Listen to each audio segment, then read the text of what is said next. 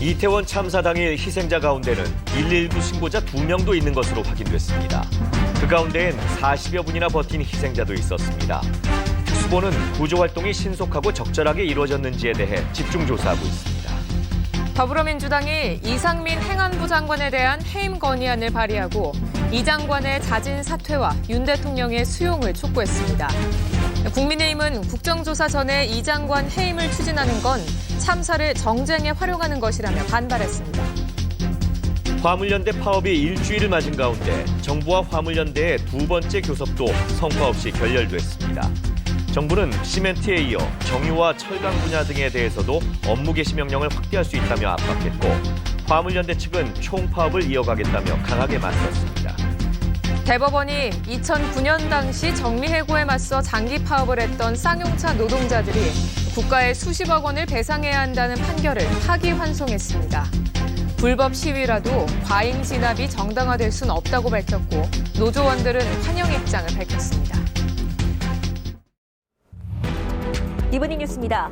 화물연대 파업이 일주일째로 접어들면서 산업계 전반으로 운송 차질이 확산하고 있습니다. 국토교통부 집계 결과 전국 컨테이너 반출입량은 평시 대비 63% 수준으로 줄었고, 시멘트 운송은 11%로 급감했으며 전국 20여 개 주유소에서는 휘발유와 경유 공급에 어려움을 겪고 있는 것으로 나타났습니다. 이런 가운데 화물연대와 정부가 2차 협상을 벌였지만 입장 차이만 확인한 채 결렬됐습니다. 정부는 안전운임제 3년 연장과 품목 확대 불가 입장을 밝혔는데, 화물연대는 안전운임제 영구화와 자동차, 철강, 유류 등으로의 품목 확대를 요구하며 맞섰습니다.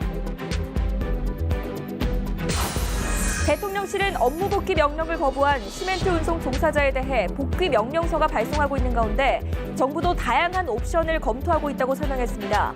파업할 수 있는 노동자의 권리는 보장하지만 불법에는 단호하게 대응하겠다고 또 한 번 강조했습니다. 서울 지하철을 운영하는 서울교통공사 노동조합도 오늘부터 총파업에 돌입했습니다. 일단 출근길 대란은 피했지만 퇴근 시간에는 운행률이 평소보다 떨어질 예정이어서 이용객들의 불편이 예상됩니다. 민주당이 이태원 참사 대응 책임을 물어 이상민 행안부 장관에 대한 해임 건의안을 발의하고 이번 주 본회의에서 처리하기로 했습니다.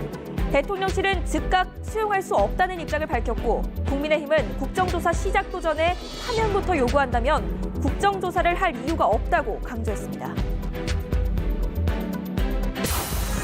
2009년 쌍용차 파업 농성 과정에서 발생한 경찰 손해와 관련해 노조가 경찰에 11억여 원을 배상하라고 한 기존 판결이 불합리하다는 대법원의 판단이 나왔습니다.